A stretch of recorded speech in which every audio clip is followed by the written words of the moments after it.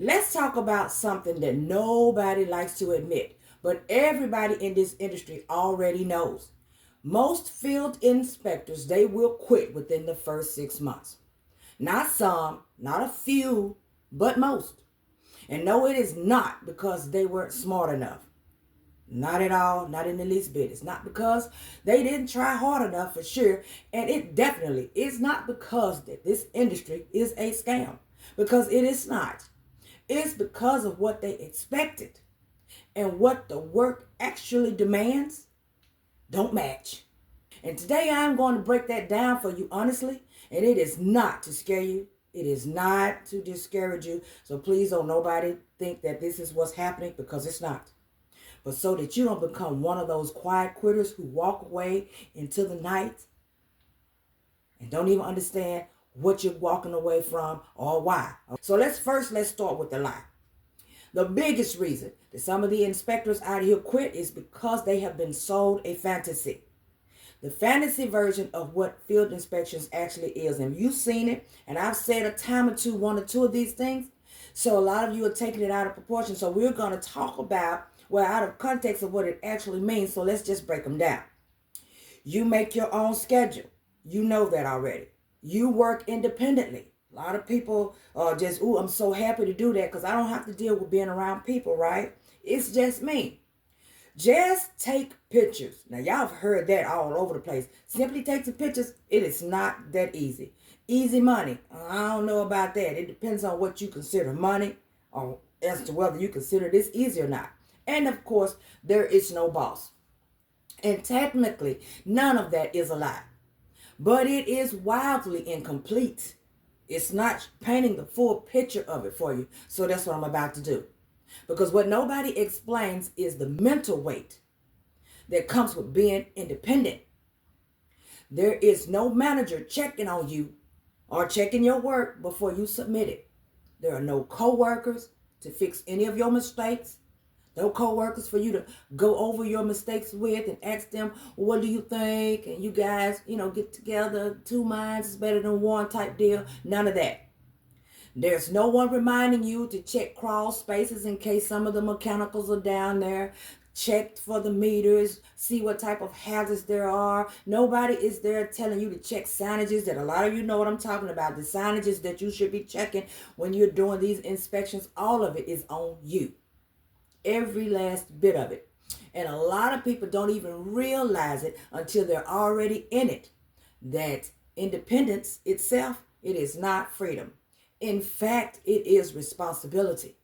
And it can be a very heavy responsibility. One of the reasons is because people like to underestimate what the mental load is. Okay? Field inspection isn't physically hard. But let's be honest.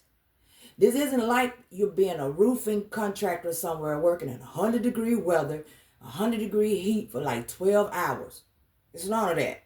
But mentally, it's constant decision making, like over and over every single day. And with every single inspection, you will be asking yourself stuff like, did I get enough photos? Did I miss something? Let me go back. Or worried about it when you go home because you didn't check before you left. Is this location going to be vacant? Is it occupied? And I know a lot of you do not want to be worried about going into any sort of vacant locations. Is that damage new?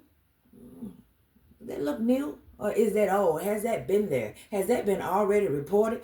Is this a safety hazard that I'm looking at? What is this? Now that is one of the questions I know for sure I ask myself all the time. Will my photos be rejected? So now if you multiply all of these things, 5, 10, sometimes 15 inspections a day for a lot of you, you can definitely cause mental fatigue. And most new inspectors are not prepared for how mentally tired that they will begin to feel. And a lot of times it will creep up on you. And as a new inspector, I can tell you that when this happens, it will make you want to quit if you are not able to handle the load. Okay? So your body can feel fine, but mentally, you may be going through some things. And that mental exhaustion right there is what makes people actually question themselves. Another reason is that they think that the instructions that are written on these files are suggestions, and they are not. And now this is a big one, okay? The instructions on these files that are given to you from these contract companies are not suggestions, but new inspectors underestimate how important these instructions are. They skim through the paperwork like the paperwork don't matter, okay? They assume that the instructions that they see are not important. You know what? I'll get to that later. What is this? I don't even know what they mean. Keep moving past it. They do that because I've done it before. That's how I know. Or they just forget about it altogether. Move on about their business. Go on and get the inspection done. Woo, glad that's over. And then all the inspection comes back. As soon as they press submit, they come back later on in the day and it's back. Because what they're thinking is that it's probably fine. Everything that they do, the stuff that they turn in, it's going to be okay. You see, inspection companies, they are not guessing. They ain't guessing. You the one just went out and guessed. They are not flexible. They're not going to be, okay, well, maybe this time. I'll just take it that way this time. No, they're not going to do that. They're not flexible with what they're asking you to do. And they are not impressed because you are all so creative. They don't care nothing about that. They want exactly what they asked you for. Miss one required photo, okay? And that inspection is going to come right back to you. You missed multiple photos, and now your quality score drops. It's a lot of you didn't even realize that you had a quality score, but we have a quality score because they're looking at you from the backside to see if you're worthy of even being contracted with them. It's the same for you. If you were to contract somebody to come to your house and take care of something for you, or you go to a car spot somewhere to get things done on your car, and they do very good work on your car, so now that becomes your place that you go when you need things done, right? But the very time you start going and they've hired somebody new over there, and now they're half-assing your work on your vehicle, it won't be long before you're either going to start complaining like it's nobody's business, or you're going to quit going over there. Now, this company has lost you as a client because they have hired people who are not doing the work. It's the same thing. So if your quality score drops, you can't stop getting assignments. And nobody's going to call you to explain why. You just going to stop hearing from these people. And that silence is where a lot of inspectors quit too, because they don't know what's going on. They don't know if they're able to fix what they've messed up. Maybe I should keep going and just do a little bit better, and then the work will start to build back up. They don't know what to do, so they quit. There are a lot of reasons. One reason is that they expect for someone to chase them. This is grown folk work, and grown folk work comes with a hard truth. And that is, we go ahead and clear it up real quick. No one is chasing you. No one is calling you to remind you to accept any assignments that they have probably dropped inside of your system. If you start receiving emails from these companies and the email says something like, we're just checking to make sure everything's okay, and if you've already tried to contact the client or not, if you need any assistance, please let us know. That's your cue to get on your job, okay? They're not going to be chasing you to complete your work. And they are definitely not going to be chasing you to upload your information into the system or to fix anything that could be wrong. If you miss a deadline, they will possibly just move on. If you ignore an email that they're sending out to you, they will move on. You submit sloppy work, they will move on without you. And new inspectors take that personally. Most of them start thinking, they ain't like me. I was working with a regional and she ain't like me. These companies are not fair. They don't give the work out fair enough. I've heard that. So I know this to be true. Or they say something like, they should have told me what I had did or what I did wrong. Why they just all of a sudden stop giving me work? No, this industry assumes self-management. That means that they assume that you know what you're doing when you sign up. If you need for somebody to be holding your hand, then yeah, you are going to be abandoned for sure. And fast, because they will cut you loose. Another reason is that they're not ready for any type of rejection. Like what I just said. Why didn't they just let me know?